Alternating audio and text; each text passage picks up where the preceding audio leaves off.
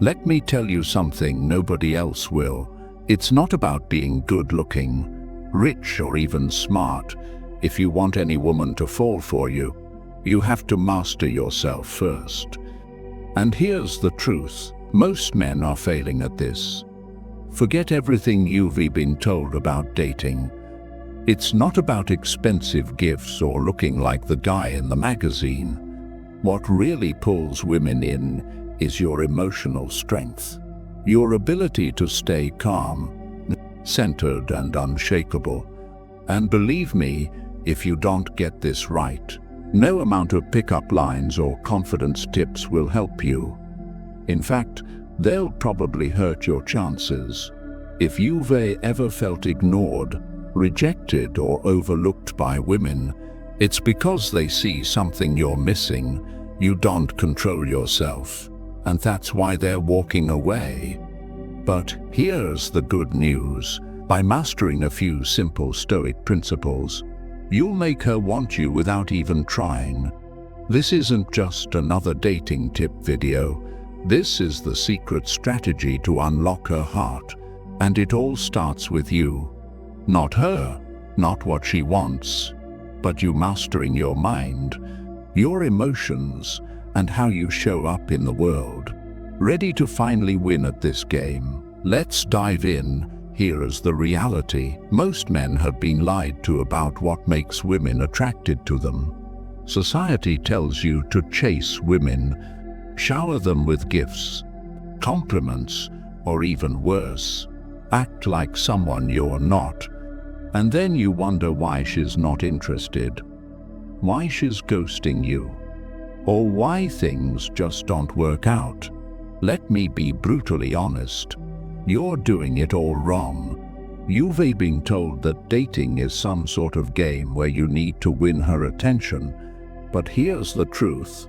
The more you try to win her, the more you lose yourself. And she can feel it. Women can sense when you're putting on an act. And the more you try to impress her, the more she distances herself. It's time to stop chasing and start attracting. And the only way to truly attract her is by mastering yourself. Let me ask you something. When was the last time you felt completely in control of your emotions? Your mind, your actions. If you're like most men, you're probably reacting to everything around you. Her moods, her words, her tests. But what if I told you that mastering your inner world, becoming emotionally unshakable, is the secret to not just getting her attention, but keeping it? This isn't a gimmick.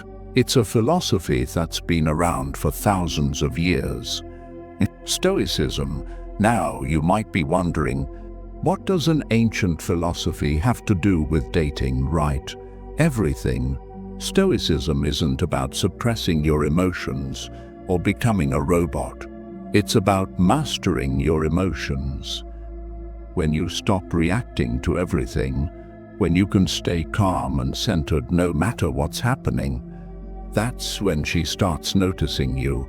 Not the guy who's flashy or always trying to make her laugh, but the man who's grounded, who knows who he is and doesn't need her validation. Imagine walking into any situation, whether it's a first date or a serious relationship, with the kind of calm confidence that makes her feel safe. Picture this, while other guys are nervously fumbling their words, trying to impress her with jokes or showing off. You're there, relaxed, not seeking her approval but just being present. That's power. That's what makes you stand out in her mind. Here is a big truth that no one wants to talk about. Women don't want to be chased. They want to be drawn in. The moment you stop chasing her, stop trying to prove your worth, is the moment she starts to feel something different.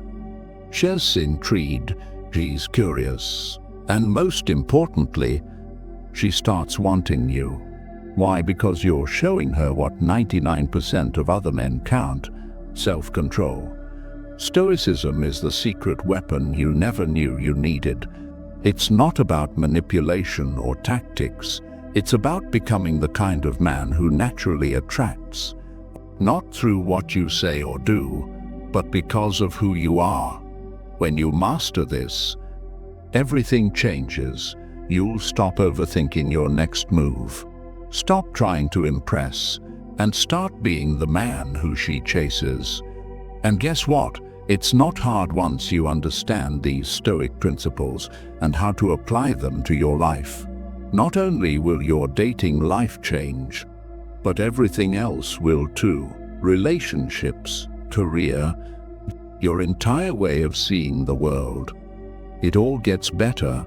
So, if you're ready to learn how to become the kind of man who commands attention without ever needing to ask for it, let's get started. Words that connect deeply.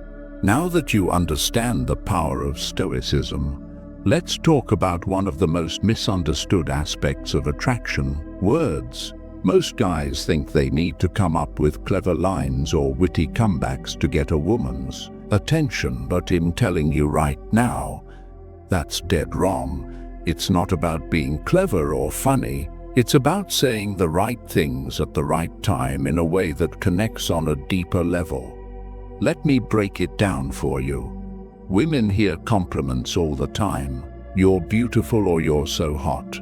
These things don't even register for her anymore because she's heard them a million times. She's immune to it. But you know what? She rarely hears real compliments. Compliments about who she is, not just how she looks. Step 1. Start using her name in conversation. This might sound simple, but trust me, it's one of the most powerful things you can do.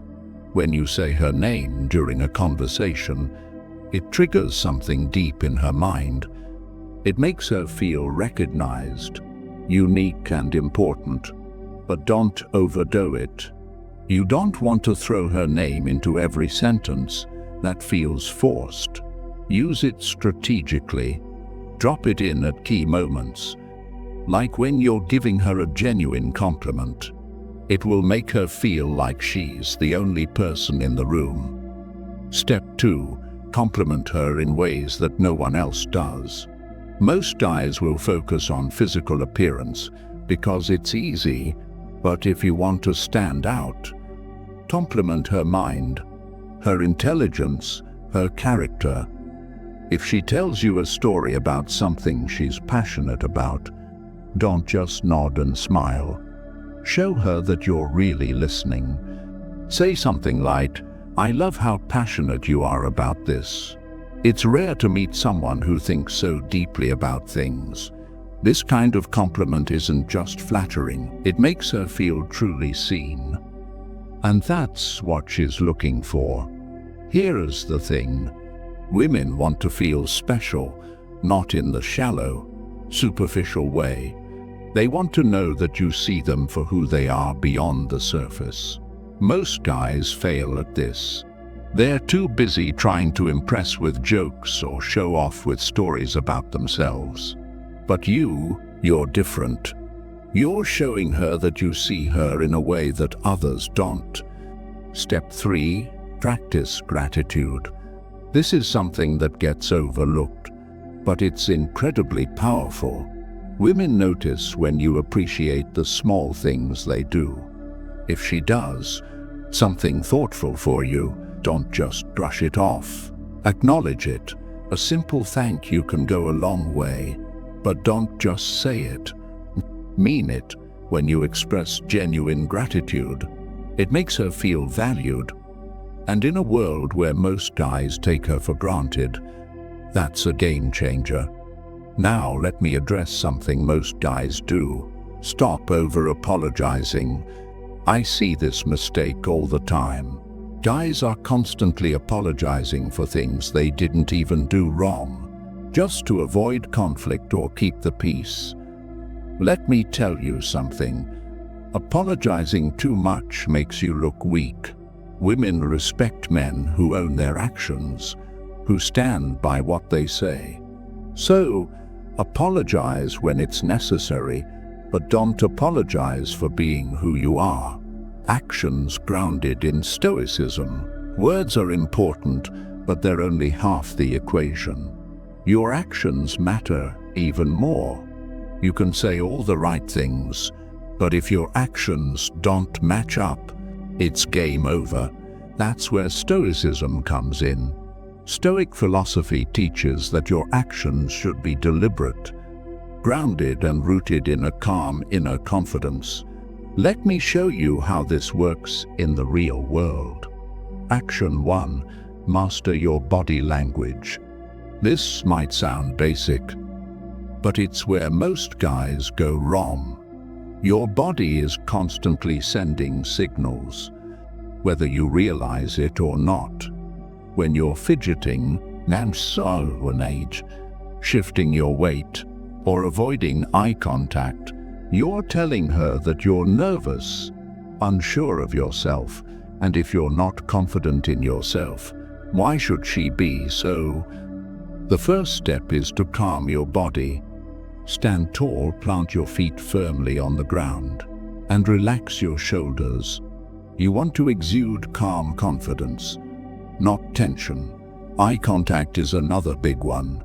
A lot of guys either avoid eye contact because they're nervous, or they overdo it and come off as creepy. The Stoic way is to strike a balance. Hold her gaze for a few seconds at a time, long enough to show that you're present, but not so long that it becomes uncomfortable. When you get this right, it creates a powerful connection. Action 2. Move with purpose. Think about the last time you walked into a room. Did you rush in, head down, scanning the room nervously? If so, you're not alone. Most guys do this without even realizing it. But here's the thing. When you move quickly and without intention, you're sending a message that you're unsure of yourself. Stoic men move slowly, deliberately. Every step is grounded. You're in control of your space. You don't need to rush because you're confident that wherever you're going, you belong there. Women pick up on this. They notice the way you move, the way you carry yourself. When you move with purpose, it communicates strength and self-assurance. You become the guy who isn't rattled by the environment around him, and that's incredibly attractive. Action 3. Small gestures. Big impact. Forget the idea that you need to make grand romantic gestures to win her over. The truth is, it's the little things that matter most. And I'm not talking about flowers or chocolates. I'm talking about showing her that you're truly paying attention. Maybe she mentioned her favorite author a few weeks ago. Surprise her with a book by that author. Or maybe she told you about a personal challenge she's facing. Check in with her about it. These small gestures show that you're engaged, that you listen, and that you care about her on a deeper level. Stop trying to be the entertainer. A lot of guys think they need to keep women entertained with jokes and stories. But here's the secret. Women don't want a clown. They want a man who listens. So, instead of trying to be the life of the party, be the guy who's fully present, who listens more than he speaks. Trust me, that's way more attractive than being the funny guy. Applying Stoicism in modern relationships, let's talk about how to handle things when they don't go your way. Because things don't always go as planned. Maybe the date isn't going as smoothly as you'd hoped. Or maybe she starts pulling away and you're not sure why. Most guys would panic in these situations. But you're a stone. Quick. You don't let external circumstances control your inner peace. Scenario 1. The date is going badly. Maybe the conversation is awkward. Or maybe the restaurant messed up your order. A lot of guys would try to fix everything to smooth things over and make the night perfect.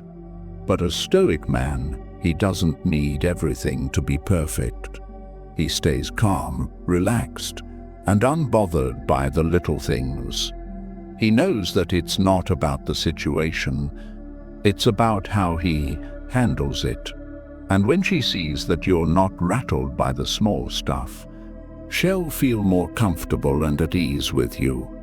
Scenario 2, she starts pulling away. This is a tough one, and it's where most guys mess up. When a woman starts to pull away, most men go into panic mode. They start texting more, calling more, trying to figure out what went wrong. But here's the thing, that's exactly what pushes her further away. A Stoic man understands that he can't control her actions, he can only control his response. So, instead of chasing after her, he steps back, he gives her space. And in that space, she realizes that you're not like other guys. You're not desperate for her attention. And that's when she starts to come back. Now, this might sound counterintuitive, but it works. Women are drawn to men who don't need them. When you show that you're not afraid to lose her, that you're secure in yourself no matter what, it changes the entire dynamic. Suddenly, she's the one chasing you. Be true to yourself. At the end of the day, none of this matters if you're not true to yourself. You've heard it before, but let me break it down in a way that makes sense. Being true to yourself doesn't mean being lazy or complacent. It doesn't mean refusing to grow or improve. What it means is embracing who you are, flaws and all, and showing up as that person in every situation. Stop trying to be the guy you think she wants you to be. Start being the best version of you, and trust that the right woman will be drawn to that. When you master yourself, you stop chasing women, you stop trying to win their approval, and instead, you focus on living your life with purpose, with intention, and with strength. And when you do that, something amazing happens. Women start chasing you, not because of what you say, not because of what you do, but because of who you are. So here is the final takeaway. Stop chasing women, stop trying to impress, stop playing the game. Instead, become the kind of man who naturally attracts everything he wants by mastering himself first. Be the calm in the storm, the rock that everyone else leans on, and watch as your entire life, your relationships, your career, everything begins to transform. You now have the keys to unlock her heart. It's not about fancy tricks or cheesy lines. It's about mastering yourself. Take what you've learned, apply it, and watch how everything changes. If you're ready to take this even further, subscribe now, and let's keep building the kind of life and relationships you deserve.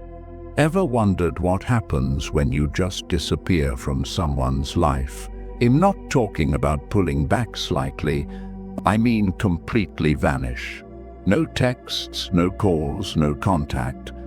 What would they really feel when you're gone? In today's world, where people constantly think they can take others for granted, let's flip the script, disappear, and I promise their world will fall apart. Welcome to the most important video you'll watch today.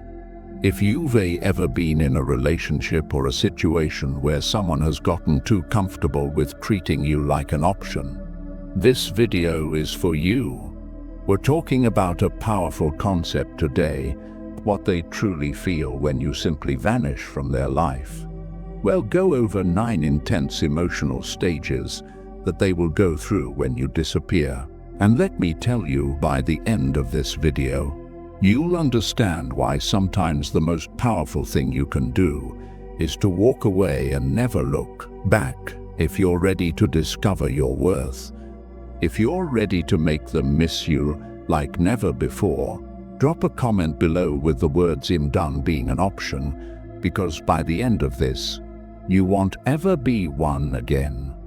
Stay tuned until the very end, because there's a bonus 10th emotional stage they'll feel, one you definitely don't want to miss. And if you're ready to change the way they see you forever, watch this video till the end. Now, let's get started. Number 1, the sting of rejection. This is where it all begins. They never expected you to vanish. Not really. In their mind, you were always going to be there. You were the one who put in the effort, the one who made the plans, the one who cared. You were the person they could rely on until you went. When you disappear, it's like hitting them with a brick they never saw coming. You've probably heard the saying, "You never know what you have until it's gone." That's exactly what happens when you vanish. Let me make this clear. When you remove yourself from their life, it's not just about the physical absence, it's about pulling away everything that you represented. The comfort, the validation, the constant availability. They feel rejected, but it's not a surface-level rejection, it's a deep personal sting. Because for the first time, they realize they don't have control over you. People don't like to admit it, but when they know someone will always be around, they start treating them like a safety net. You become an option, not a priority. When you vanish, you snatch that safety net right out from under them. And that's when the panic sets in. It's like free falling. They thought they could take you for granted, and suddenly they're left wondering, how did I let this happen? How did I lose control? The sting of rejection hits especially hard when you've been emotionally available. They took your love and your presence as a given. They assumed you'd always be there, no matter what they did. Maybe they even thought they were doing you a favor by keeping you around. That's the real irony. They think they're giving you crumbs, but in reality, you've been the one holding the relationship together. Here's what you need to understand. If you want to make them feel the sting of rejection, you can't give them any warning. Don't tell them you're leaving. Don't give them an ultimatum. And definitely don't ask for their attention. Just go, post them. When you disappear without explanation, it hits harder because they never saw it coming. It forces them to reflect on their actions. But it also tells them, loud and clear, that you're done being disrespected. When you walk away, don't look back. They will feel the rejection. And trust me, it's going to hit them in ways they never expected. The person they thought they had control over, the one who always stuck around no matter what, has just left the building. Let them deal with the aftermath. Number 2, the void of missing you. Here's where it gets interesting. After the sting of rejection settles in, they start feeling something else. Emptiness. They didn't think they'd miss you, did they? In fact, they probably convinced themselves that they wouldn't care if you left. Oh, if they leave, it'll just move on, they thought. But what happens when you actually disappear? They start to feel the void. And it's not just any void. It's the kind of emptiness that gnaws at them. They go through their day, doing the same things they've always done, but something is missing. That's when they realize you were the one who added meaning to their life. You brought the energy, the warmth, the emotional stability, and now without you, everything feels bland. You see, when someone takes you for granted, they assume you're just a part of the background. They assume that the dynamic between the two of you is replaceable. But here's the truth. No one else brings what you did to their life. They might try to fill the void with someone else, but it's never the same. You brought a unique energy, one that made their life easier, more enjoyable, more fulfilling. The void grows bigger with every passing day. Maybe they thought they could distract themselves with someone new or with their friends. Maybe they thought they could focus on work or throw themselves into hobbies to get over you. But guess what? That void stays there, reminding them of what they've lost. It's a constant presence, eating away at them because they never thought they'd feel this way about you. Here's the irony: they didn't appreciate you when they had you. They thought they could do better, or maybe they thought you'd always be around. But the second you leave, everything changes. They start missing the little things, the conversations, the laughs, the way you made them feel understood. It's the small everyday moments that they suddenly crave, but you're not there to provide them anymore. When you disappear, make sure you do it in a way that leaves no room for them to find you. Block them on social media, delete their number, and make it impossible for them to casually check up on you. The more they realize they can't access you, the deeper that void becomes. Every time they think of you and try to reach out, only to find no trace of you, the void will grow. Let them sit in that emptiness. And remember this: people don't appreciate what they have until it's gone. Let them miss you. Let them feel the absence. The more they feel that void, the more they'll start to understand what you brought to their life. Number 3, overwhelming curiosity. By this point, they're deep in the void, and they start to get desperate. Curiosity kicks in, and it's overwhelming. The big question in their mind now is, where are they? What are they doing? Who are they with? They become obsessed with knowing what's going on in your life because they no longer have access to you. You're a mystery, and nothing is more unsettling than not knowing what's going on with someone who was once so close. In the age of social media, this stage is even more intense. They'll be checking your Instagram, Facebook, TikTok, every platform just to get a glimpse of what you're up to. But here's the kicker: you're not giving them anything. You've gone dark. No updates, no stories, no posts. Nothing, and it drives them crazy. Why? Because human beings hate the unknown. The moment you vanish, their mind starts running wild with questions. This is where their insecurity kicks in. They start wondering, have you moved on? Are they seeing someone else? Are they better off without me? They can't handle not knowing, so they become fixated on trying to find answers. This is when they might even reach out to mutual friends, trying to get information about you. They'll ask questions, but they'll be too proud to admit they care. It's a sad sight. Really, someone who thought they didn't need you, now going out of their way to figure out what you're doing. The truth is, curiosity is a powerful emotion.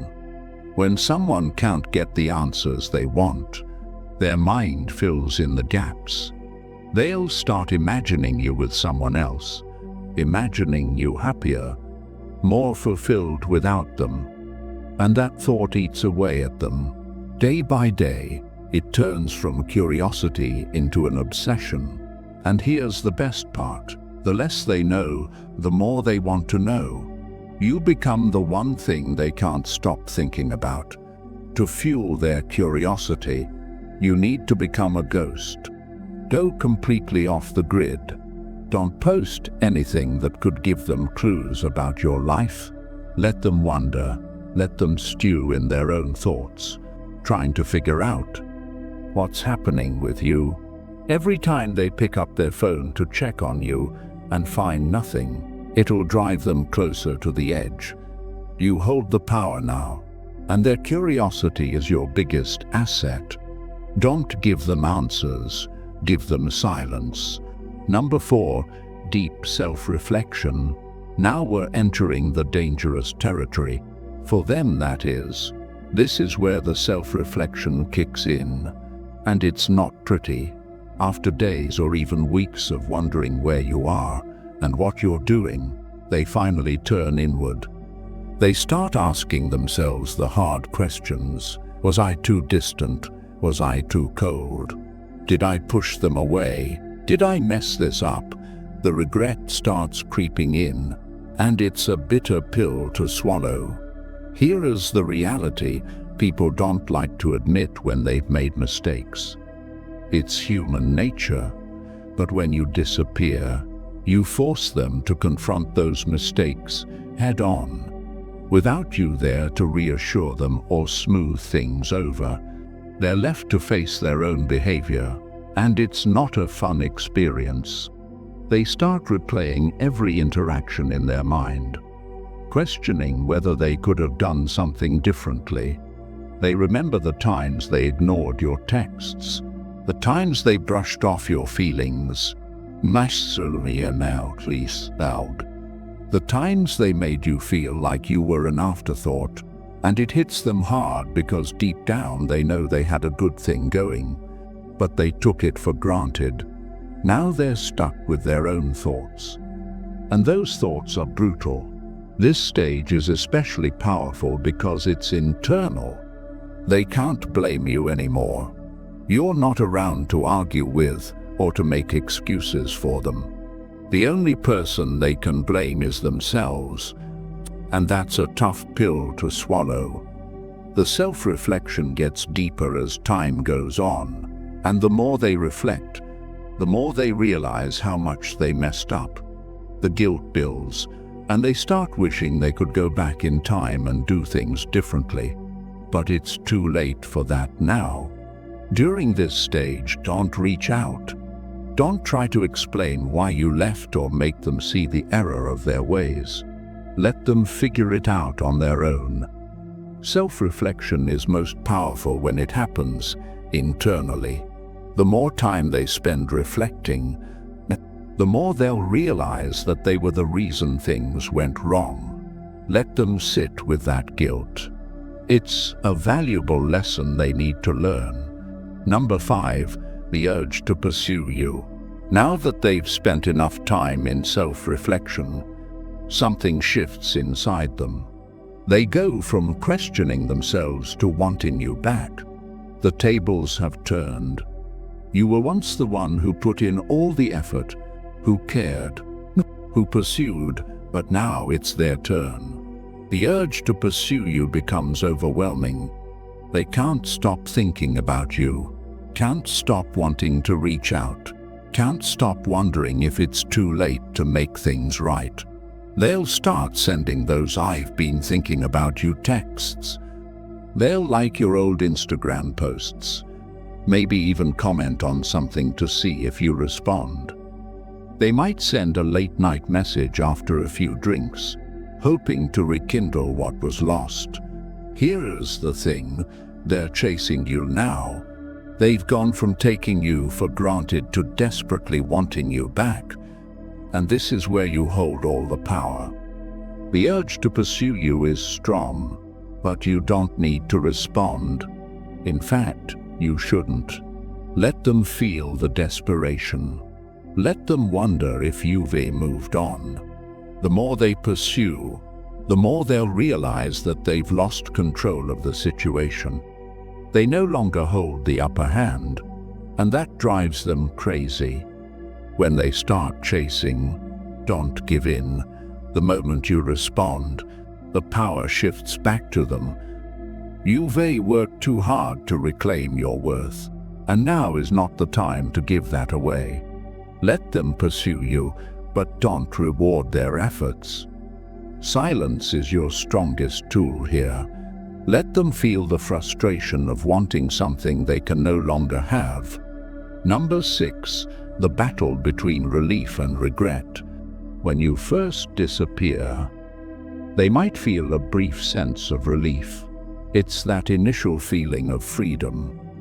They tell themselves, finally, I don't have to deal with them anymore, and maybe they even feel good about it. But here's the thing about that so-called freedom. It's an illusion. It feels exciting at first, but it's superficial and temporary. They go out, hang with their friends, swipe right a few times, and for a moment they think everything's going to be okay. But as soon as they're alone, sitting in their quiet apartment or scrolling through their phone, that's when the regret starts creeping in. They begin to realize that freedom without you is actually emptiness, that the people they thought could replace you are just surface-level distractions. It's like drinking salt water when you're thirsty. It feels like a solution, but it just leaves them more dehydrated, more desperate, more regretful. What's more, in today's world of casual dating and hookups, people often think that moving on will be as easy as finding someone new, but it's not. They quickly learn that you can't replace someone who gave you emotional stability and a real connection with some quick fix or a meaningless fling, and that's the realization that knocks them flat on their back. Let them experience this freedom. Don't rush back in when they start feeling regret. Let them sit in that empty space they thought would feel so good. Remember, the relief they initially feel is temporary, but your absence will haunt them in ways they never expected. Number 7, the desire to play the game. Once regret settles in, they panic. Now they want to control the situation, but they don't know how. So what do? They try to play games. They start acting distant on purpose, trying to make you jealous, posting photos with other people, making it look like they're happy without you. Maybe they post a cryptic status about moving on or a selfie that's trying a little too hard. It's all just one big attempt to reel you back in, to make you wonder what they're up to.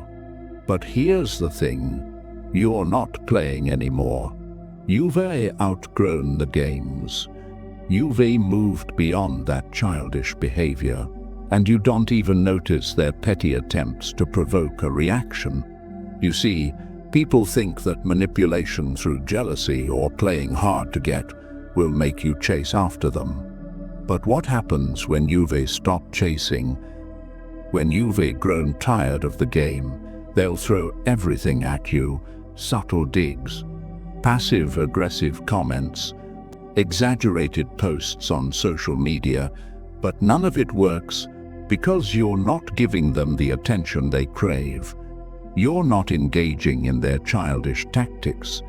And that, my friend, is what drives them absolutely mad. When they can no longer get a reaction out of you, they lose control completely. They're left flailing, grasping for something they can no longer manipulate. Don't engage. Ignore the cryptic posts. Don't react to the photos. Their game only works if you play. The moment you stop responding is the moment they realize they've lost their power over you. Number 8, the crushing weight of silence. Silence is one of the most powerful tools you can use when you vanish. The absence of your words, your texts, and your presence speaks louder than anything you could say. It leaves them with nothing but their own thoughts. And here's where it gets tough for them. Because the silence is so heavy, so unbearable, they start to question everything. They start thinking back to all the times they ignored your calls, all the times they were too busy to reply to your texts, and now they would do anything to hear from you. Silence is torturous for someone who's used to having control. They expect you to reach out. They expect you to ask what's wrong, to beg for an explanation. But what happens when you don't? What happens when you disappear and they have to sit there in the quiet, wondering if they've lost you for good. They can't understand it. Every minute without a word from you feels like a year, and the longer it goes, the more anxious they become. We live in a world of constant communication, texts, calls, notifications, instant gratification. Everyone expects an immediate response. When you don't give them that, they spiral. They're used to the noise of a relationship, the back and forth, even the arguments.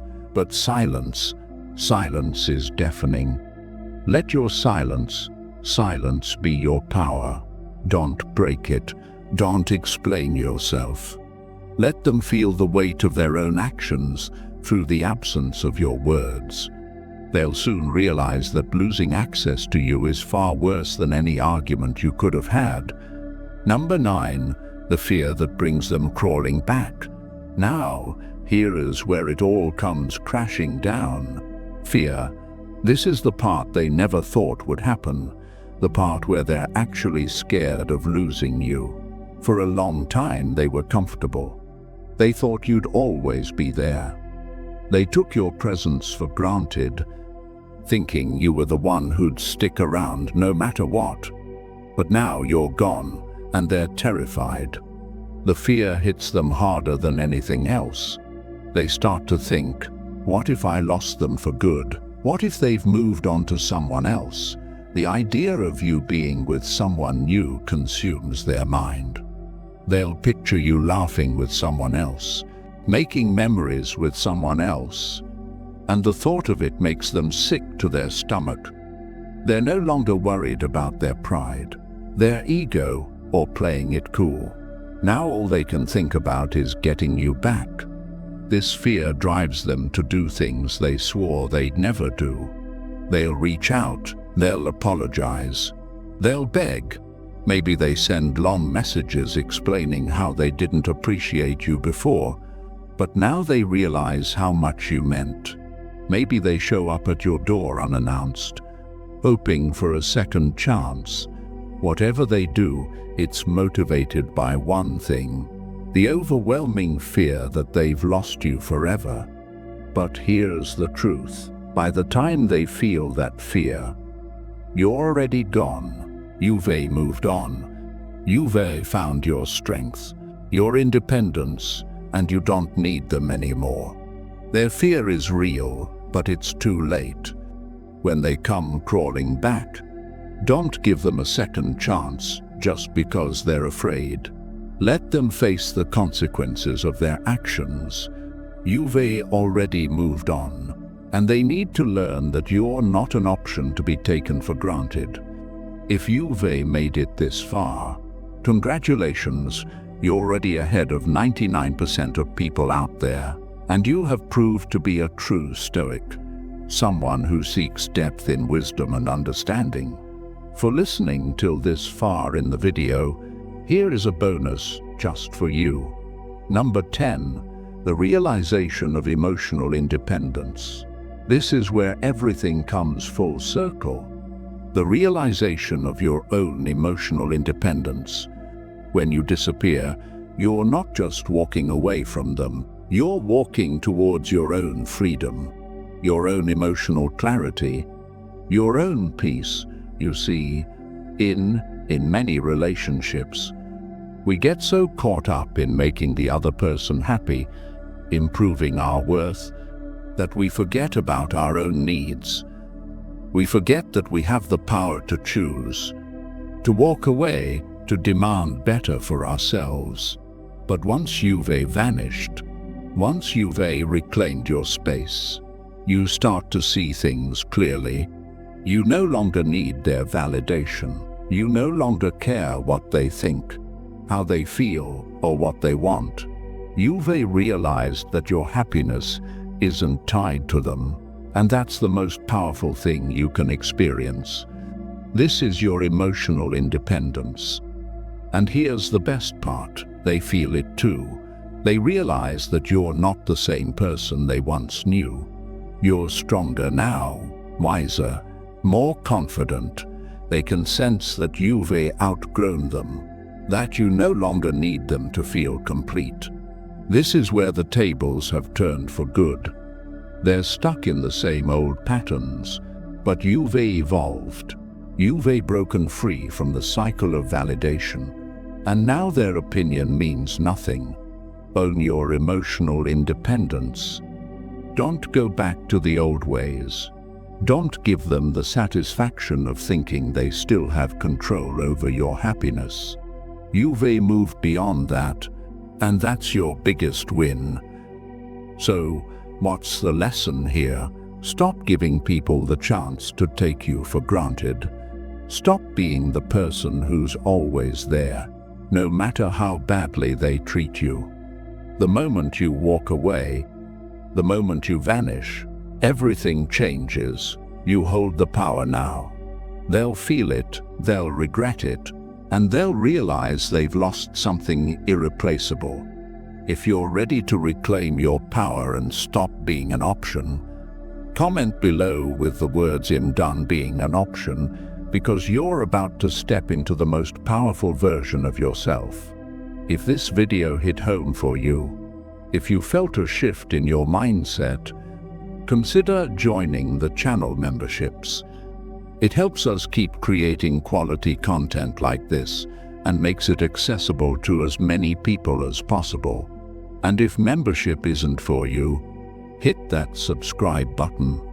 Both options help the channel grow, and I appreciate every bit of support. Remember, you're in control now. See you on the next video. In the ocean of human personality, where each wave reveals a distinct trait, emerge Sigma women, enigmatic, resilient, and autonomous, swimming against the currents of social conformity. These rare women of today bring to mind the principles of Stoicism, a philosophy that preaches control over emotions and a life guided by reason and self-sufficiency. Like a solitary lighthouse in a stormy sea, the Sigma woman illuminates a path of independence and authenticity, challenging traditional norms and expectations. Sigma women, much like Stoic philosophers, find strength in inner tranquility and contemplation. They are not swayed by the winds of popular opinion or social expectations. Instead, they choose their own paths, guided by an internal compass of values and convictions. This approach to life deeply resonates with the teachings of figures like Seneca and Marcus Aurelius, who emphasize the importance of self-sufficiency, moral courage, and emotional freedom. Here, I will draw an analogy of different types of female personality to explain the power of the Sigma woman and how she might remain hidden to the less observant eye and even be underestimated. Imagine for a moment a forest where each tree represents a type of personality. Some trees, tall and imposing, immediately catch the eye. These are the alpha personalities, dominant and visible. Others, like the betas, form the dense, supportive underbrush, essential but often not as prominent. However, it's among the soft shadows and serenity of this forest that we find the Sigma tree, unique and distinct, whose deep and strong roots keep it steady, regardless of the storms surrounding it. Invisible to those observing from a distance. Throughout this video, we will talk about 9 important characteristics of the Sigma woman, uncovering how their unique combination of introspection, independence, and emotional intelligence makes them such captivating and rare figures today. Stay strong and watch the content until the end. Remember to like and subscribe to the channel. Let's go, music. Characteristic number 1, defends herself. The Sigma woman defends herself not out of pride or isolation, but from a deep understanding of her own worth and capabilities. She is an island of serenity and self-confidence in an ocean often tumultuous with the quest for approval and validation. In a world where many constantly seek the consent and agreement of others, the Sigma woman stands out for her ability to remain firm and authentic, without the need for affirmative echo. This ability for self-affirmation does not mean that the Sigma woman completely rejects support or love. On the contrary, she deeply values genuine and meaningful relationships. However, these bonds are not the source of her strength or identity. She does not depend on a partner who unconditionally agrees with everything she thinks and says. Her independence is fueled by a rich inner world, a place where her ideas and perceptions can flourish without the need for external validation. The Sigma woman is skillful in articulating her opinions and navigating the modern world with notable clarity. She understands that true wisdom does not come from passive acceptance, but from constant questioning and learning, just as the Stoics advocated the importance of questioning, mind and an independent spirit. The Sigma woman lives these principles in her daily life.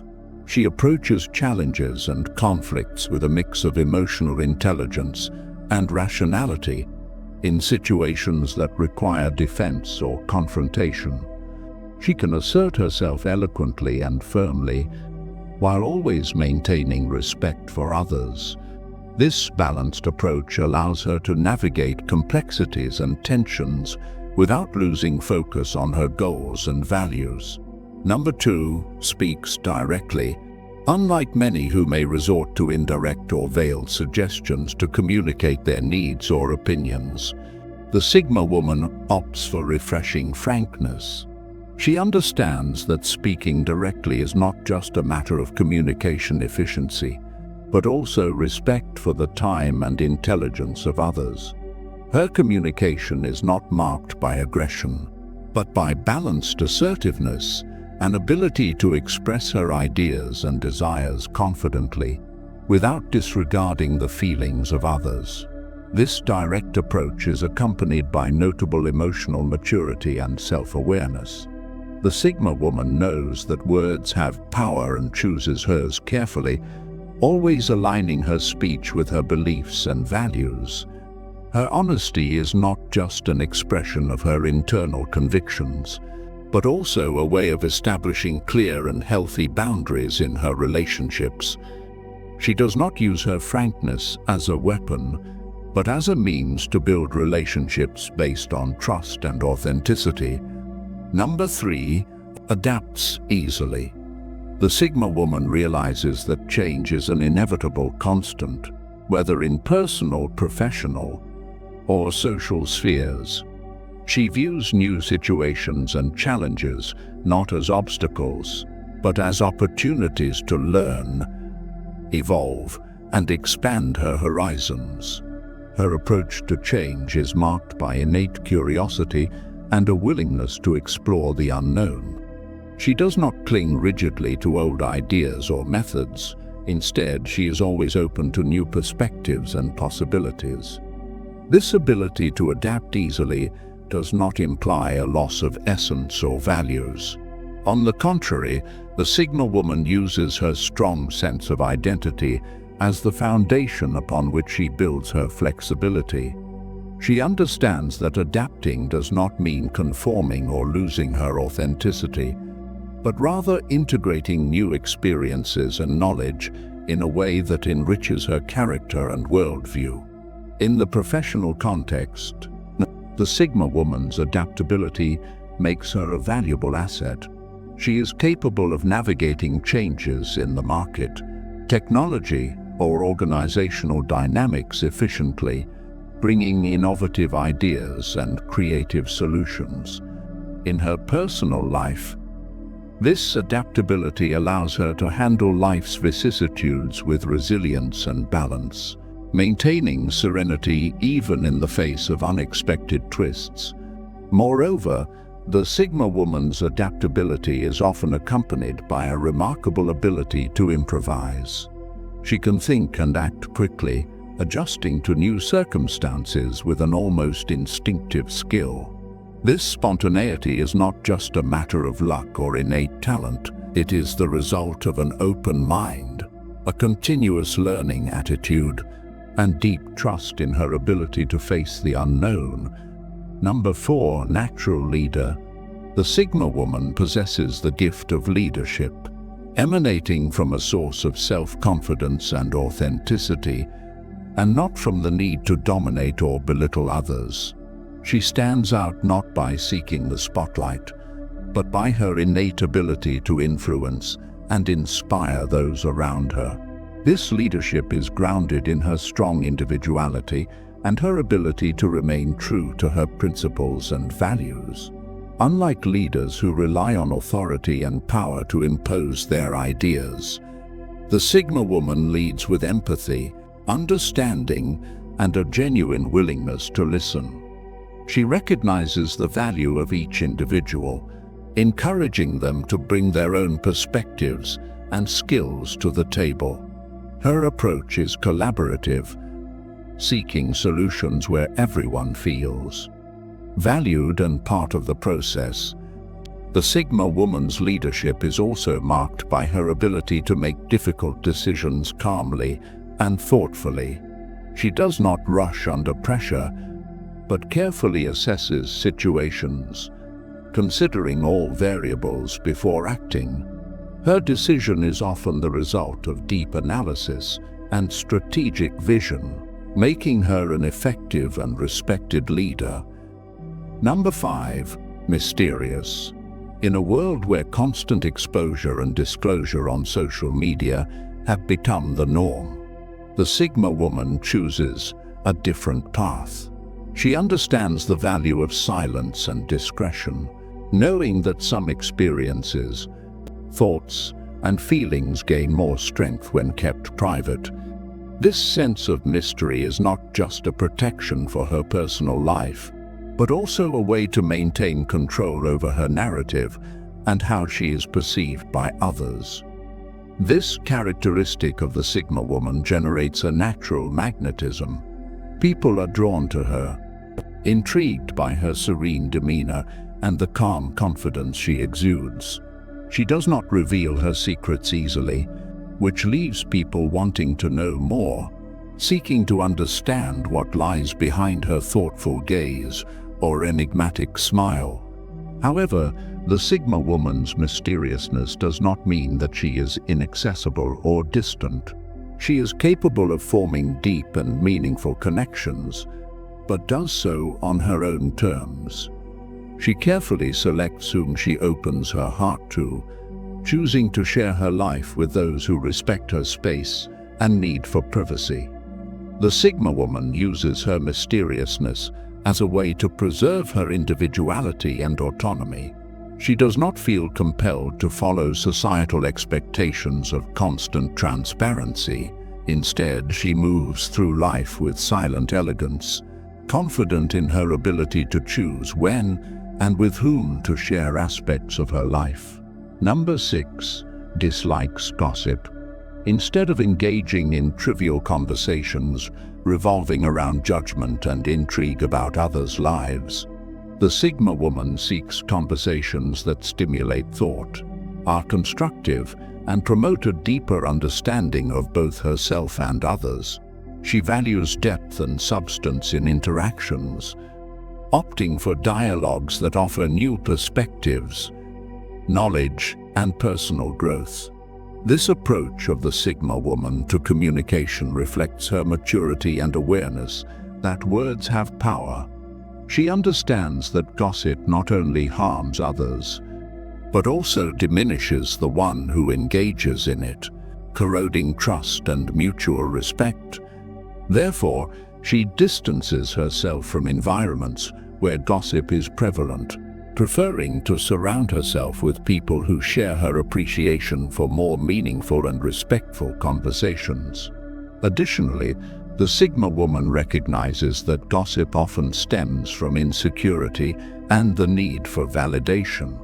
In contrast, she is secure in herself and does not seek external approval.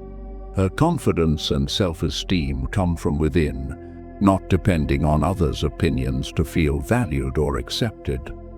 This level of self-awareness and self-confidence makes her immune to the pitfalls of gossip and power games that often permeate social interactions. The Sigma woman views gossip as behavior that is at odds with her principles of honesty and respect. She opts to maintain her dignity and focus on conversations that are enriching, choosing quality over quantity in her social interactions. Number 7, independence and self-sufficiency. In a world that often values conformity and traditional social norms, the Sigma woman stands out for her ability to forge her own path, guided by her internal compass and firm convictions. In the professional realm, Sigma women often gravitate towards careers that offer autonomy and the opportunity to express their creativity and individuality. They can be found in leadership roles, entrepreneurship, or in fields that challenge conventional norms. Their independence is not just a matter of preference, but an intrinsic need to create and control their own destiny. They excel in their ability to make decisions without overly depending on the approval or guidance of others. In terms of relationships, Sigma women value their freedom and personal space. They seek partnerships that respect their independence and don't confine them. This doesn't mean they avoid relationships. On the contrary, they yearn for deep and meaningful connections, but on terms that don't compromise their autonomy. Their relationships are marked by a healthy balance between intimacy and independence, where there is mutual respect for each individual's uniqueness. Regarding lifestyle, the Sigma woman's independence manifests in her choices and preferences. She tends to avoid following fashion trends or lifestyles dictated by society. Instead, she creates a unique style that reflects her personality and values. Whether in how she dresses, the hobbies she pursues, or the causes she supports, her lifestyle choices are an authentic reflection of who she is, not shaped by societal expectations or norms. This independence and self-sufficiency also extend to her mindset and approach to life's challenges. The Sigma woman faces obstacles with a problem-solving attitude and self-confidence. She is capable of adapting to new and challenging situations, using her inner strength and skill to overcome difficulties.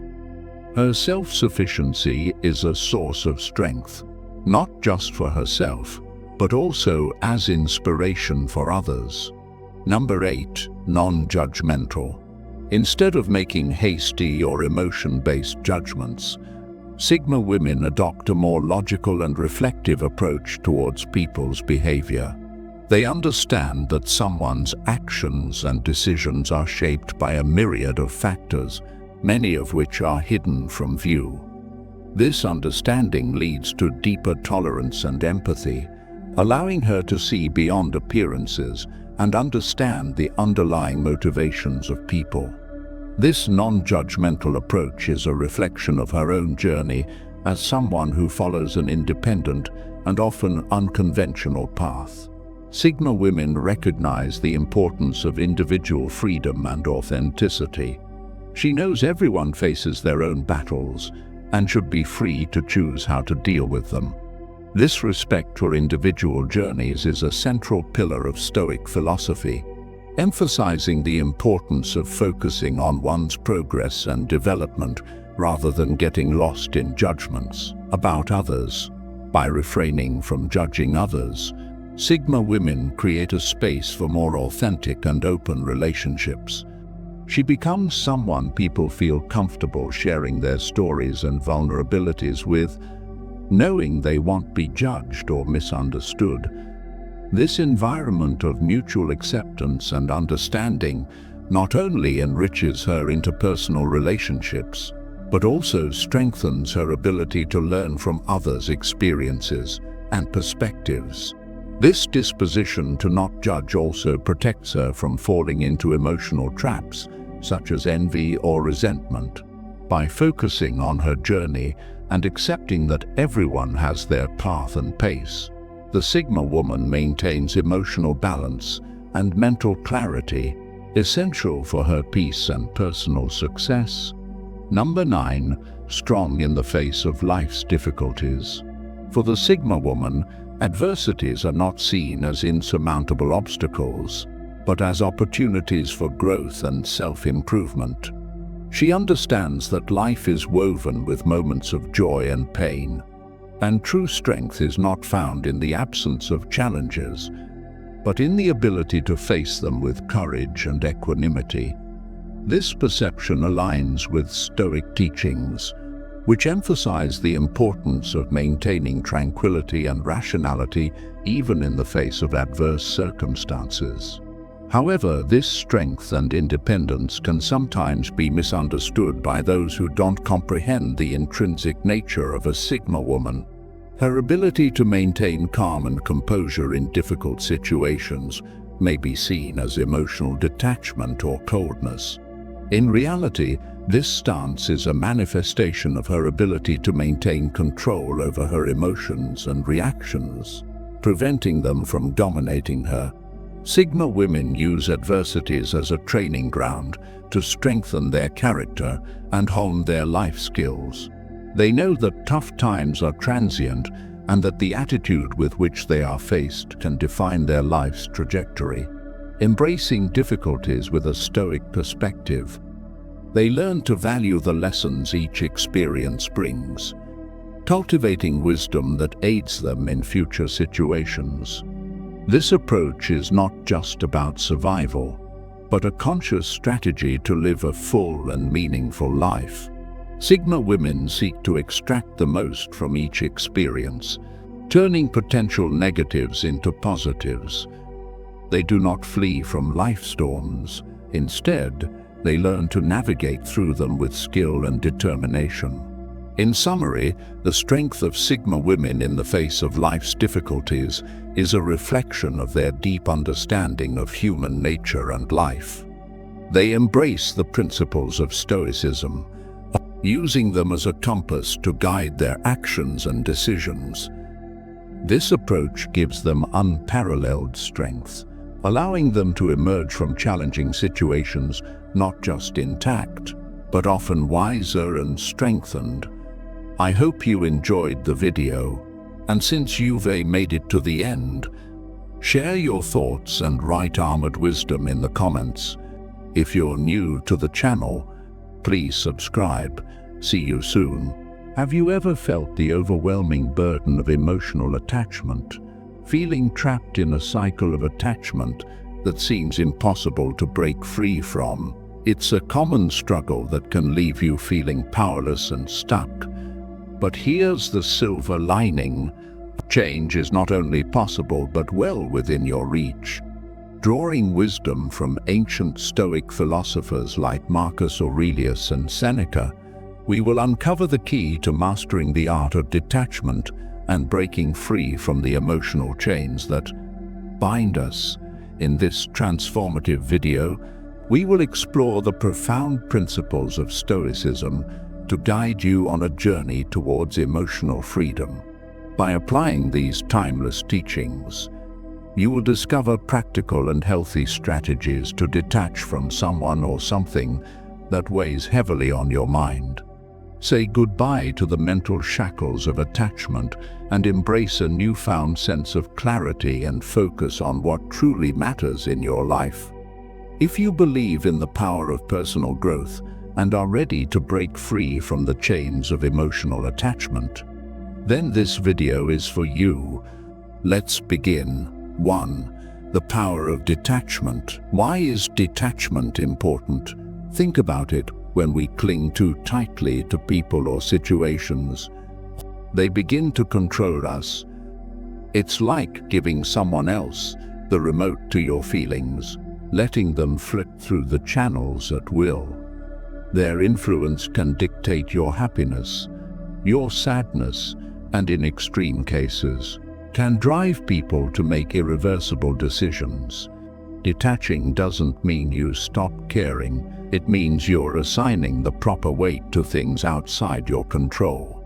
Imagine your emotions are like a kite. Now, this might seem odd, but stick with me. Every string attached to something or someone represents a potential direction your emotions can be pulled. If you hold on to too many strings, or hold one too tightly, you're at the mercy of the wind.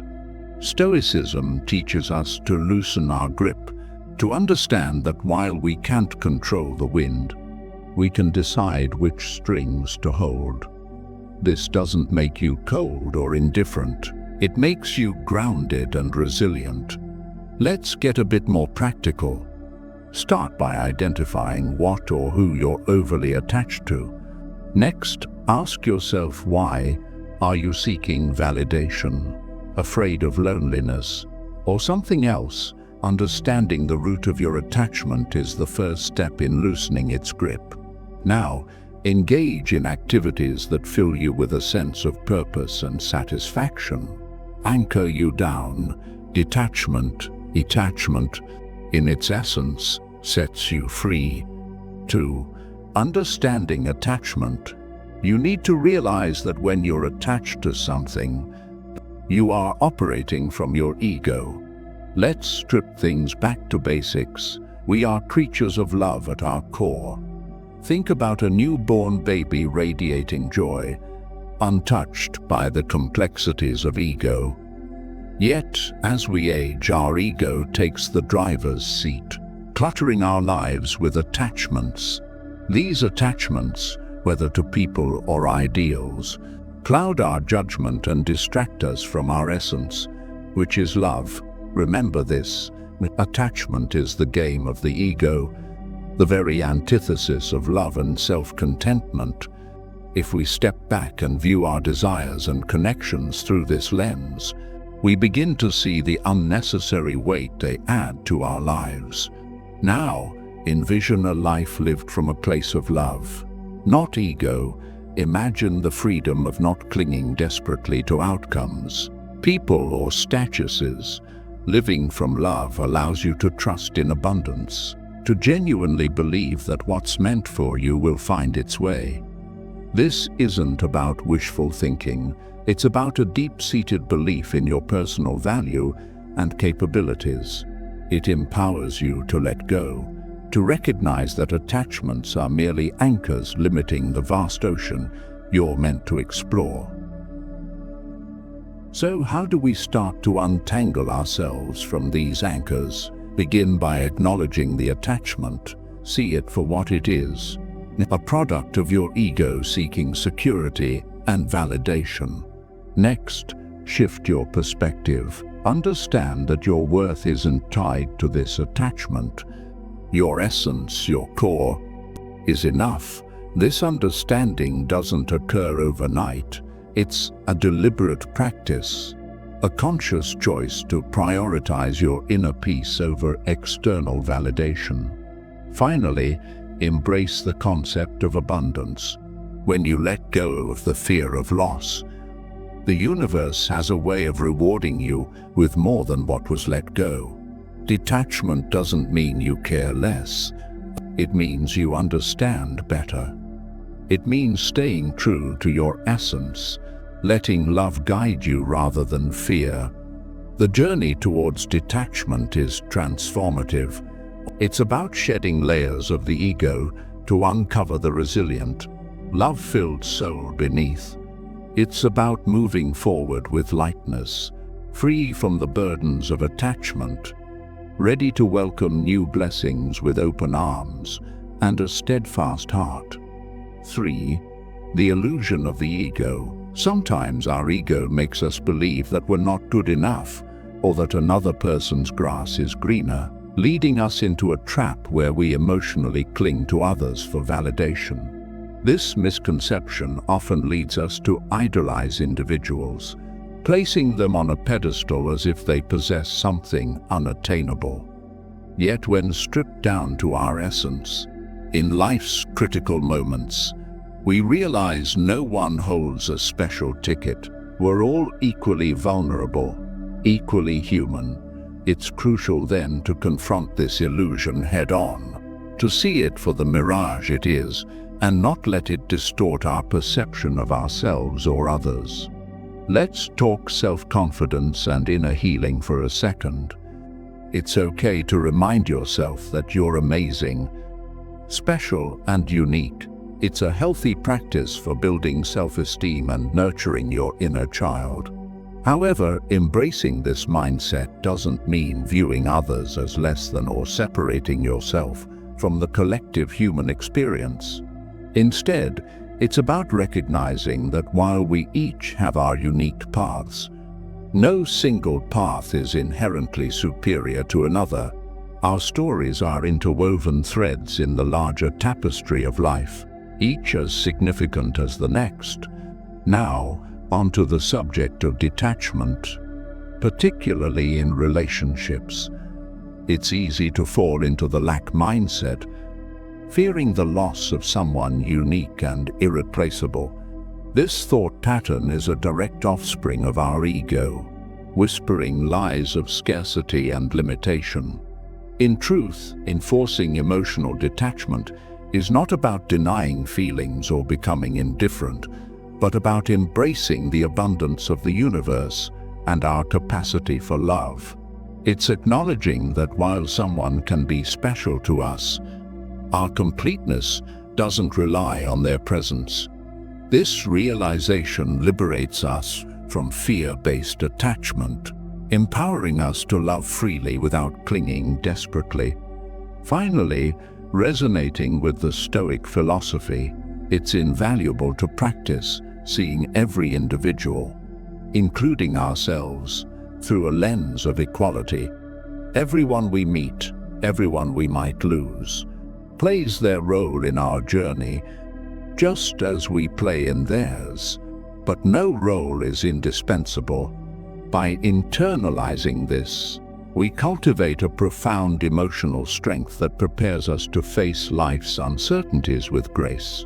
The Stoics taught us the importance of focusing on what we can control, our perceptions, actions, and will. In applying this to relationships and detachment, we find a path to genuine peace and resilience, shedding the illusions cast by our ego and embracing the liberating truth of our shared humanity. 4. Detachment in practice. The thing is, you have to be willing to let go of past experiences.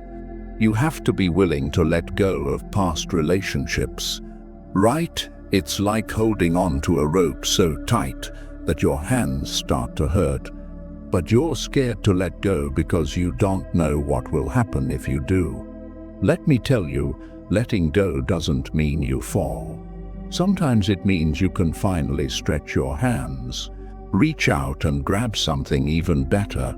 I had to learn this the hard way when I clung onto a comfortable relationship because it felt safe, not realizing I was shutting doors to potential happiness that was knocking on my door. Here's another truth bomb. Fear of missing out, or FOMO as we call it, is a trap. It's like watching everyone else's highlight reel on social media while you think you're missing out on life. But it's not real life. It's a curated, filtered snapshot meant to showcase a perfect moment. Once I stopped scrolling through everyone else's stories and started living my own, FOMO lost its grip on me. Not knowing every detail of someone else's life doesn't mean you're missing out. It means you're fully present in your own life, making memorable moments that belong to you and you alone. Attachment to a false image of happiness can make letting go seem impossible. You see others living their best life and fear that you're falling behind, that you might never have what they have. But remember, grass only looks greener from a distance. Up close, you'll see it has its share of brown patches too. Creating an illusion of perfection in someone else's life steals joy from your own. It's like running on a treadmill, trying to catch up to a hologram. No matter how fast you go, you'll never reach it because it's not real. Detachment isn't about giving up happiness. It's about defining it on your own terms. So, to emotionally detach, follow the Stoic principle. Focus on what's within your control, your thoughts, your actions, your growth. It's empowering to realize that no one's opinion, no past relationship, not even a shiny filtered life on social media, has the power to define your worth or your happiness. This realization is your armor. It allows you to move forward unburdened by unnecessary attachments, free to experience life in all its unpredictable glory and open to the genuine, fulfilling connections that are waiting just around the corner. Remember, letting go isn't an end. It's a bold step toward the life you truly deserve. 5. The path to happiness. Where does true value come from? It's a question that, when answered, can pivot us away from unnecessary attachments and towards a state of emotional freedom. Understanding this concept is particularly crucial when the challenge is to detach from someone, a process deeply ingrained in the principles of Stoicism. It's not about severing ties with malice or indifference, but about recognizing that the most profound form of companionship you'll ever possess is the one you have with yourself. True value, as it turns out, stems from within: your character, your wisdom, how you treat others. It's easy to think that happiness is locked in someone else's presence in our lives, that our worth climbs with their approval or dips with their neglect. However, this mindset chains us, reducing our vast potentials to the whims of another. Like a bird believing it needs permission to fly, we limit our emotional skies. Imagine instead realizing that the sky has always been open, waiting for you to spread your wings on your own terms. This self-reliance is liberating, teaching us that our value does not fluctuate with others' opinions or presence. Detachment, therefore, isn't an act of pushing someone away, but drawing ourselves closer to our essence. By focusing on personal growth, on becoming the best versions of ourselves, we unshackle from the heavy weight of neediness. It's akin to nurturing a garden. You wouldn't plead for a single flower to grow. You tend to the soil, water the plants, and trust in the natural process.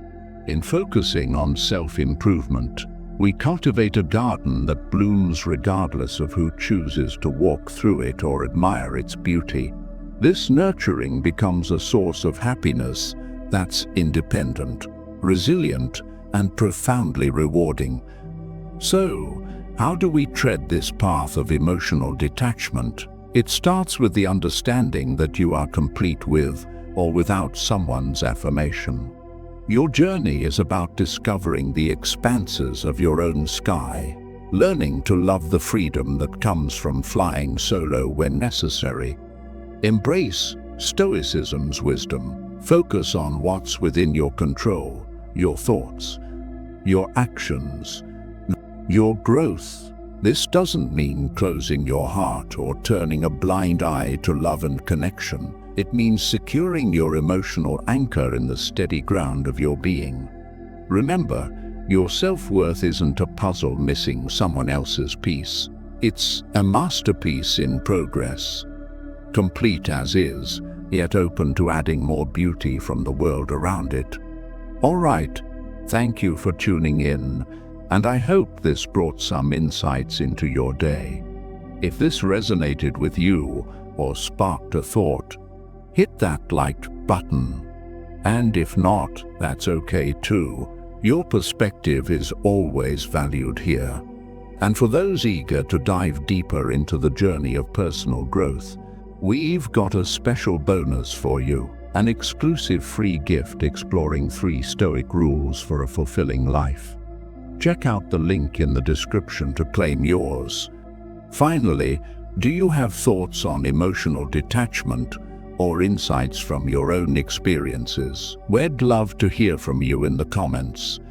Plus, if you know someone who could benefit from today's topic, feel free to share this video with them. Until next time, let's spread the wisdom and support each other. Today we're diving into something every man needs to understand: how high-value men, not just any men, but the real deal, talk to women. Modern dating is full of confusion, drama, and emotional roller coasters. But here's the kicker: high-value men handle it differently. And guess what? They do it with the power of Stoicism. This isn't about playing games, trying to be someone you're not, or pretending to be cool. No cheese pickup lines, no fake confidence, just pure, unshakable power.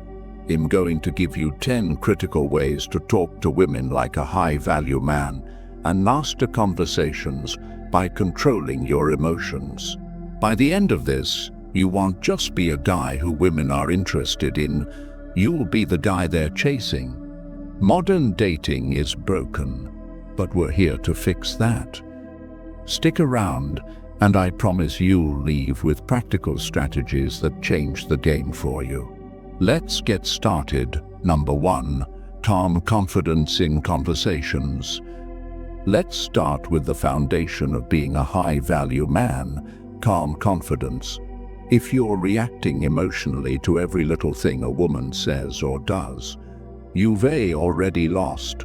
Here is a controversial truth: women are drawn to emotional control, not emotional chaos. In today's world, where everyone's hooked on social media validation and drama, men who keep their cool are rare, and women notice that. When you talk to a woman, never let her see you sweat. You're in control. When she tests your patience, when she's teasing you, or throwing some wild curveball your way, stay calm. The reason high-value men thrive in conversations with women is simple: they don't react emotionally. Women aren't just looking for someone who's fun to be around.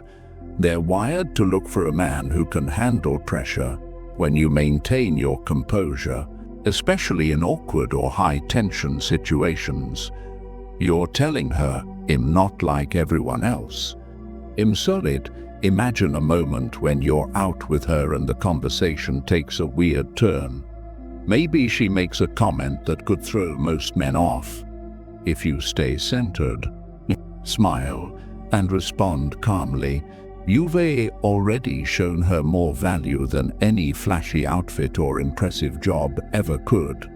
When you're in a conversation and feel the urge to explain yourself, justify your actions, or react emotionally, pause.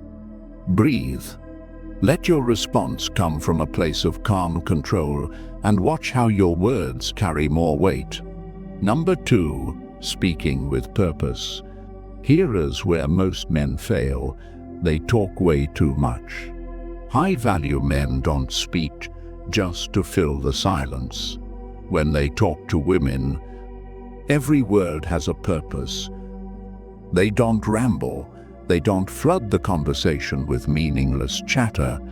They speak when it matters, and they let the silence work for them. This is one of the most overlooked tactics in modern dating, but it's incredibly powerful. Silence, when used correctly, communicates confidence. It shows that you're comfortable in your skin, that you don't need validation or approval from her, and that's rare. In a world where everyone's trying to out-talk and overshare, a man who speaks with purpose stands out. Women are tired of hearing the same lines, the same compliments, the same old routine. Here is a practical example. Instead of telling her how pretty she is like every other guy does, say something real. something impactful. You have a really interesting perspective. He'd love to hear more. Now she's intrigued. You've opened the door for a deeper conversation, and she wants to share. Practice speaking less. Focus on listening more than you talk. When you do speak, make sure it's thoughtful, meaningful, and purposeful. You'll find that women respect you more when you leave space for silence. Number 3, emotionally detached. Let's talk about rejection. Here is where most men fall apart. They fear it, they dread it, and when it happens, they let it destroy their confidence. But high-value men, they don't care about rejection. Why? Because rejection doesn't define them. It's not personal, and it's certainly not a reflection of their worth. High-value men understand that not every woman is going to be interested, and that's fine. When a woman isn't feeling it, they don't fall apart. They smile, nod, and move on.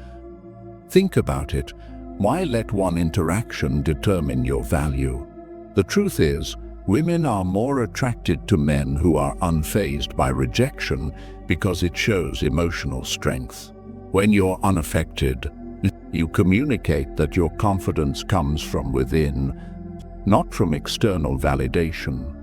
That's incredibly rare today. Women are so used to men who crumble when they hear no, that when they see someone who doesn't even flinch, it makes them curious. If a woman can sense that rejection will crush you, she's going to lose respect immediately. But when she sees that you can walk away confidently, even after being turned down, it shifts the dynamic. You become the man who doesn't need her approval to feel good about himself. This is where you set yourself apart. The Stoic man is always prepared to lose, and that's because he's not emotionally invested in the outcome of a single interaction. He knows his confidence isn't tied to one woman, one date, or one moment. He's playing the long game, and women can sense that. Rejection becomes irrelevant because he understands the bigger picture. His emotional detachment makes him stand out, and suddenly the woman who rejected him is second-guessing her decision. The moment you show that rejection doesn't shake you, you've turned the tables, and that kind of confidence is magnetic. When you face rejection, don't react negatively or emotionally.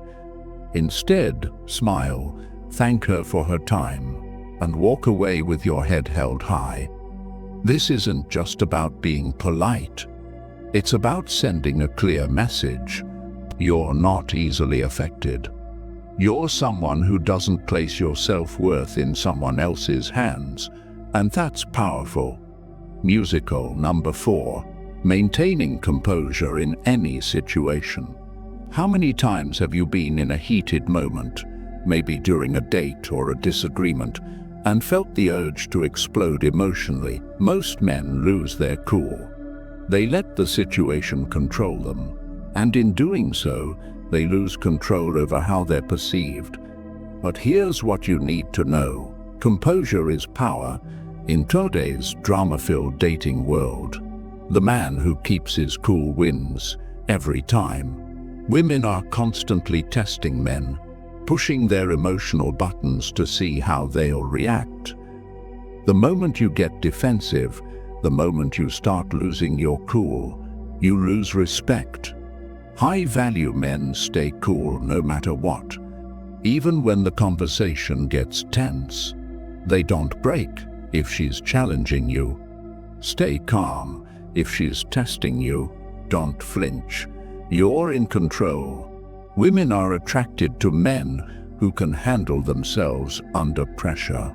That's the mark of a high-value man. Practice composure in everyday conflicts. The next time someone irritates you, don't react immediately. Stay calm, give it some space, and see how much more control you feel over the outcome. Number 5, active listening. We live in a world of constant distraction, smartphones, social media, endless notifications, and everyone is always in a rush to say the next thing. But here's a fact that can completely change how women perceive you. One of the most attractive qualities a man can have is being fully present in a conversation. When a high-value man talks to a woman, he's not just physically there, he's 100% mentally there too. He listens, he engages, and he makes her feel like she's the only person in the room. That level of attention is incredibly rare these days, and because of that, it's incredibly valuable. Here is the reality: most guys are just waiting for their turn to speak. They're nodding along, but in their head, they're already thinking about the next thing they're going to say. But when you actively listen, without interrupting or mentally preparing your next line, you immediately separate yourself from the pack. You're showing her that you're different from every other guy she's ever spoken to. In a world where women often feel unheard, giving them your full attention is a game changer. And it's not just about nodding along, it's about making her feel like what she's saying matters.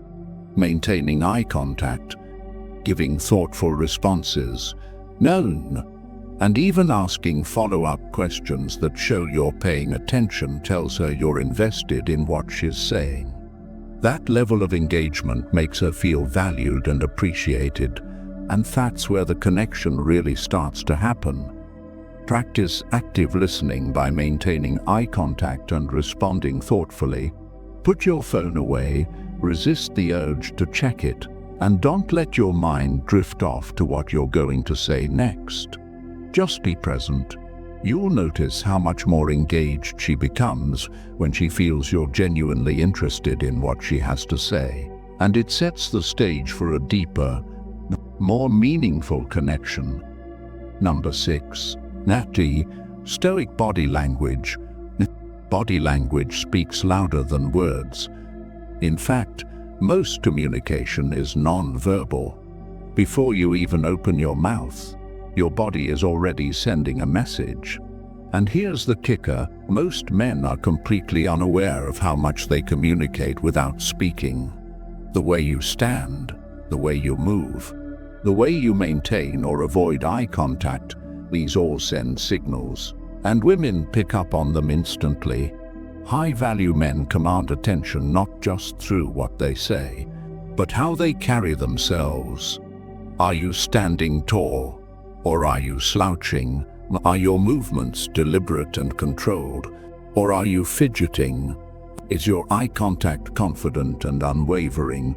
Or are you shifting your gaze nervously? All of these small, seemingly insignificant details make a massive difference in how women receive you before you've even spoken a word.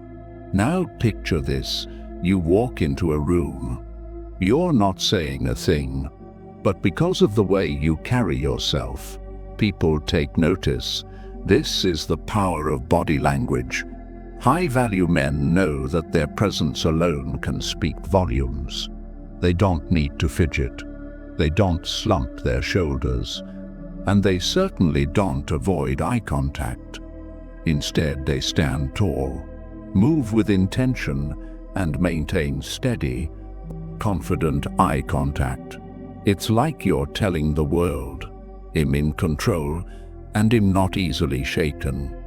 Women are visual creatures. They read into these physical cues more than you might think. If your body language shows nervousness, insecurity, or lack of confidence, they'll pick up on it immediately. But when you display calm, controlled and deliberate movements, they sense that you're confident, composed, and completely comfortable in your own skin. This kind of non-verbal communication is immensely attractive. Here is another key detail: speed matters. Men who rush through their movements, whether it's walking, talking, or even gesturing, often come across as anxious or uncertain. High-value men, on the other hand, move slowly and deliberately.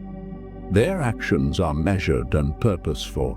Whether they're reaching for a drink, adjusting their posture, or turning to look someone in the eye, every movement is done with confidence and control. There's no hurry, no nervous energy. This calm, unhurried demeanor is a subtle yet powerful indicator of their self-assurance. Pay close attention to your body language. Practice standing tall, making strong eye contact, and moving with intention. Slow down your movements. Take your time and let each action be purposeful. By doing this, you'll instantly boost your presence and start commanding the room before you even speak. This will not only make you more attractive to women, but will also shift the way you're perceived by everyone around you. Number 7, mastering emotional control. We've all been in situations where emotions run high, dramas pulling you in, tensions are escalating, and you feel like you're about to lose control. Most men fall into that trap. They get defensive, they lash out, or worse, they let their emotions completely dictate their actions. In those moments, they're not in control, their emotions are, and that's where they lose. But here's the thing, high-value men don't let emotions control them. They understand that emotional control is their most powerful weapon. Here is something you need to realize. Women are naturally drawn to emotional strength. They want to see if you can keep it together when things get tough. Think about it. How many guys do you know who react emotionally to the smallest thing? It's common. But when you're the man who can keep his cool, stay calm, and refuse to get pulled into the chaos, you instantly stand out. In a world full of men who crumble under pressure, you become the exception. When a woman tests you emotionally, it's not because she wants you to fail, it's because she's trying to see if you can handle the pressure. She wants to know if you're the kind of man who will stand strong in the face of emotional turmoil, or if you'll fold if you get emotional, react impulsively, or lose your temper. She'll see you as just another guy who can't handle stress. But if you remain calm, composed, and rational, she'll start to see you as someone different, someone who's in control no matter what. High-value men understand that emotions are fleeting, and getting swept up in them only leads to poor decision-making.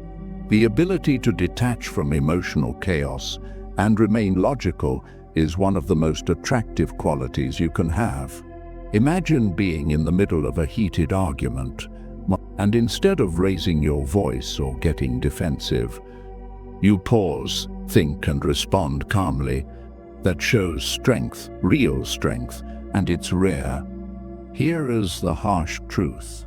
Women want to be with a man who can protect them, not just physically, but emotionally too. If you're easily swayed by emotions, how can you offer that protection? You need to show that you're grounded, unshakable, and that no amount of emotional drama can knock you off balance. This doesn't mean you ignore her emotions, but it does mean you don't let her emotions become your emotions. You stay centered, you stay in control. The next time drama enters the conversation, whether it's with a woman, a friend, or even at work, take a moment to step back. Don't engage emotionally. Breathe, stay calm, and respond with logic, not emotion. You'll notice that not only do you gain more control over the situation, but you also command more respect from those around you. The ability to rise above emotional chaos is what separates high-value men from the rest. When you refuse to get sucked into the drama, you're not just protecting yourself, you're showing her that you can protect her too. And that's a game changer. Number 8, asking thoughtful questions. Most guys ask the same old boring questions. What do you do for work? What's your favorite movie? But here's the deal. High-value men go deeper. They ask thoughtful, meaningful questions that spark real conversations. They're genuinely interested in the person they're talking to, and they use questions to create connection. Women are used to surface-level conversations. So when you come in with something more meaningful, it catches them off guard. They're used to guys skimming the surface, never diving into what really makes them tick. When you show a genuine interest, it tells her you're not like everyone else. You're not just trying to pass the time or impress her with typical small talk. You're actually curious about her as a person, about what makes her unique. Here's why it's important. Asking thoughtful questions opens up a path for her to express herself in ways most men don't allow. When you dive deeper, you get to know her on a level that makes her feel seen and appreciated. And when a woman feels understood, she's more connected to you. She'll remember that conversation long after it's over, simply because you gave her the space to talk about the things that matter to her. For example, instead of the usual, "What do you do for fun?" ask, "What's something you've always wanted to do but haven't yet?" Or, "What's a passion you've had since you were a kid?" These kinds of questions make her think and invite her to share a piece of herself that most guys never ask about. Skip the small talk. Go deeper. Ask her about her dreams, her passions, or what really drives her in life. You'll find that the conversation becomes much more engaging, memorable, and authentic. Number 9, confidence without ego. Here is the thing about confidence. It's everything. But ego, that's a killer. High-value men are confident, but they don't need to prove it. They don't boast. They don't try to dominate the conversation. And they don't need external validation. Their confidence speaks for itself, quietly and effectively. This is the kind of confidence that isn't loud or flashy. It's solid. It's the confidence of a man who knows his worth but doesn't feel the need to advertise it. When you exude that kind of energy, women naturally take notice. You don't need to tell her you're great. She can see it in the way you carry yourself. One of the biggest mistakes men make is mistaking ego for confidence. They think that by bragging or showing off, they'll earn respect or admiration. But here's the controversial truth. The more you try to prove yourself, the more you reveal your insecurity. Bragging about your job, your car, your status, it doesn't impress women. It repels them. True confidence is knowing you don't have to prove anything to anyone.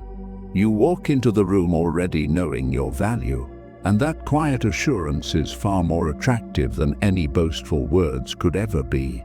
Women are turned off by arrogance. They can see right through it. They want a man who knows who he is and is comfortable in his own skin without feeling the need to shout it from the rooftops. When you're quietly confident, when you allow your actions and demeanor to speak louder than words, that's when you stand out in the best possible way. Next time you're tempted to brag or seek validation, don't. Let your actions speak for you. Focus on staying humble, letting your quiet confidence radiate. You'll find that women are far more intrigued and drawn to your genuine self-assurance than any ego-driven attempt to impress. When you exude this kind of understated confidence, you'll command more respect and attention without having to lift a finger. Number 10, end with grace. Lastly, how you end a conversation is crucial, and it's where a lot of men get it wrong. Too many men overstay their welcome, thinking that if they keep talking, They'll eventually say the right thing to impress her. But here's the hard truth: the longer you drag it out, the more likely you are to make things awkward. High-value men know when to end a conversation. Great men leave the woman intrigued and wanting more. You don't need to force it. You don't cling to the interaction, beg for validation, or try to squeeze out one last compliment or joke to keep her interested. High-value men understand the power of leaving on a high note. When you exit a conversation naturally and confidently, you leave her thinking, "Wow, I want to know more about him." That's how you create lasting impressions. Ending a conversation gracefully doesn't mean cutting things off abruptly. It's about reading the room, sensing when the conversation has peaked, and wrapping it up smoothly. Instead of dragging on and hoping for a perfect moment, you create that moment by leaving at the right time. Think of it like this: it's better to leave her wondering about you, craving another interaction, than to wear out your welcome and make the conversation feel forced or dull. Women remember how a conversation ends. That's the last impression they take with them. So when you end with confidence, you leave her with a positive memory, and that's what will make her think about you afterward. You're not the guy who tried too hard or overstayed his welcome. You're the guy who left on his terms, gracefully and naturally. Practice ending things on a high note. Know when to leave and do it confidently. Smile, give a warm but brief goodbye, and walk away. Let her be the one thinking about what you didn't say and wanting to know more. It's always better to leave her wanting more than to stick around too long and lose the magic. So, there you have it, 10 powerful ways to talk to women like a high-value man, by applying Stoic principles. Remember, it's not about what you say, but how you say it, how you carry yourself, and how you handle pressure. Women are naturally drawn to men who are in control of their emotions and don't let external factors dictate their worth. Be that man if you're serious about transforming your dating life and becoming a high-value man. Hit that subscribe button right now. Leave a comment below about which tip resonated with you the most. And if you're ready for more, check out our other videos on leveling up your mindset, improving your confidence, and living the life you deserve. Thanks for watching. Rejection is one of the most difficult experiences to endure in life. It can cause feelings of hurt, anger, and insecurity. However, philosophy provides us with valuable insights on how to cope with rejection and turn it into an opportunity for growth and self-discovery. One of the key aspects of dealing with rejection is understanding that it says nothing about who we are as individuals. Instead, it reflects the limitations and ignorance of those who reject us. As Confucius once said, "The superior man is aware of the fact that he has these defects and that they may possibly exist in him, but he does not, therefore, abandon his efforts to correct them." This means that, instead of letting rejection define us, we should use it as motivation to better ourselves and become stronger. Another important aspect of coping with rejection is developing resilience. Resilience allows us to bounce back from setbacks and difficulties, including rejection. This is often referred to as the resilience factor, and it is seen as a crucial element in achieving success and happiness in life. According to research, having a positive outlook, maintaining social support systems, practicing self-care, and focusing on strength are all ways to build resilience. In addition to building resilience, another way to cope with rejection is to focus on self-improvement. By working on our weaknesses and improving our skills, we increase our chances of being accepted in the future. It is important to remember that rejection is not permanent and that it is possible to overcome it. As Eleanor Roosevelt once said, "No one can make you feel inferior without your consent. We have the power to choose how we respond to rejection, and we can use it as a catalyst for growth and self-improvement." Furthermore, it is essential to keep things in perspective and understand that rejection is a common experience. Even successful and accomplished people have experienced rejection at some point in their lives. For example, J.K. Rowling, the author of the Harry Potter series, was rejected by multiple publishers before finally finding one willing to print her work.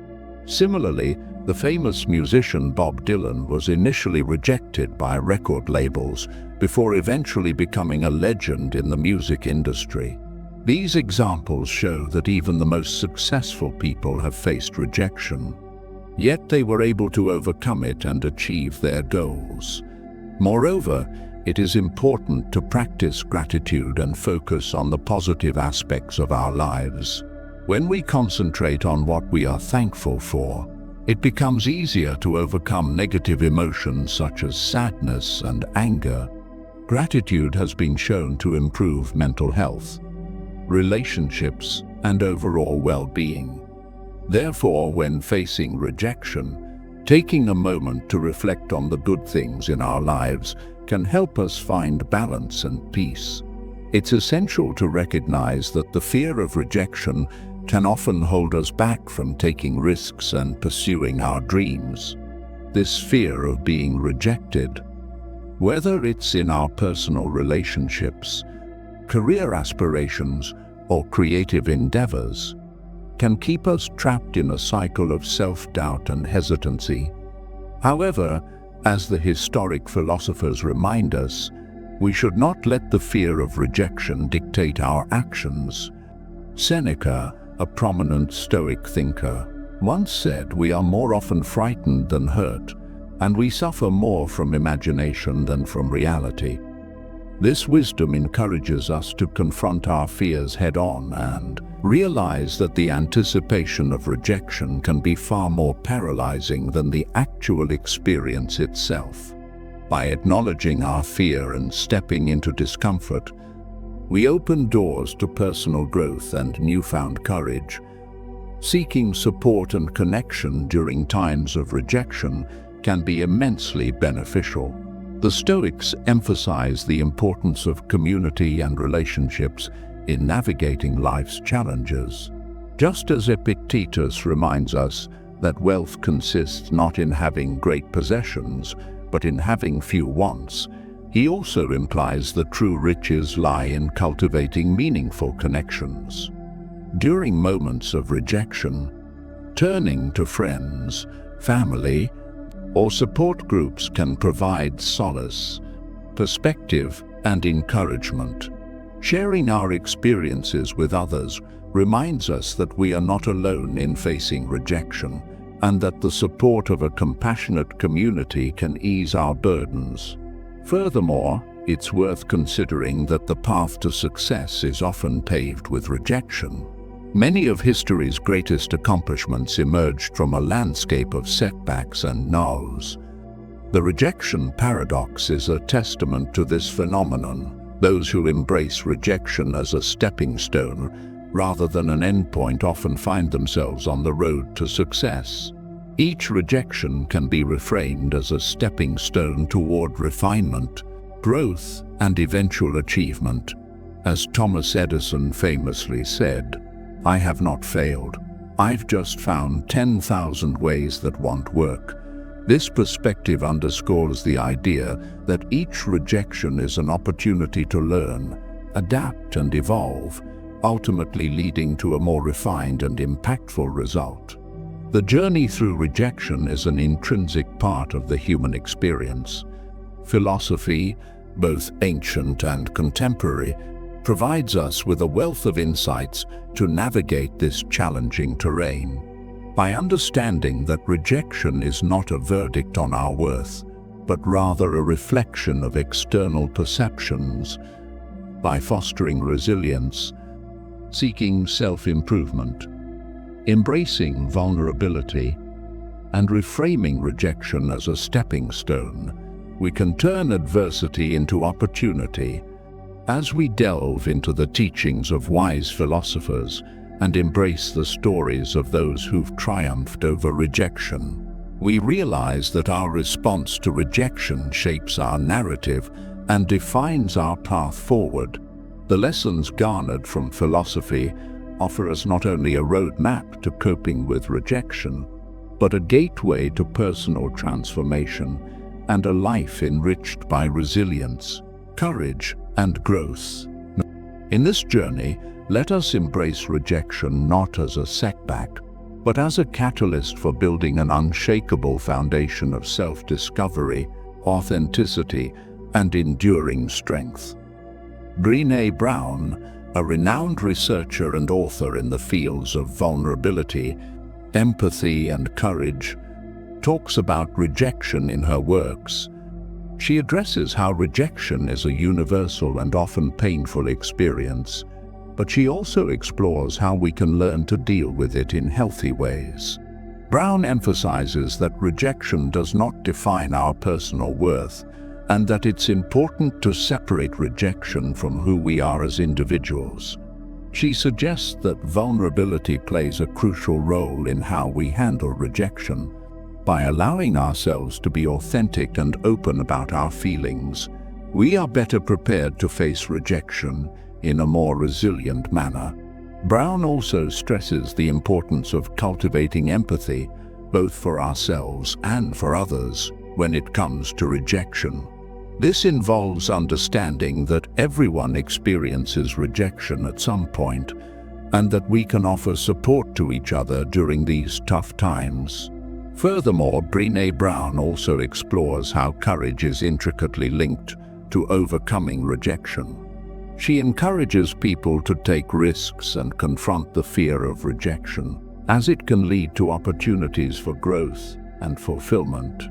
Overall, Brené Brown's works offer valuable insights into how to confront and overcome rejection, promoting a mindset of authenticity, empathy, and courage. Her ideas have helped many people embrace rejection as part of the human journey and use these experiences to become stronger and grow.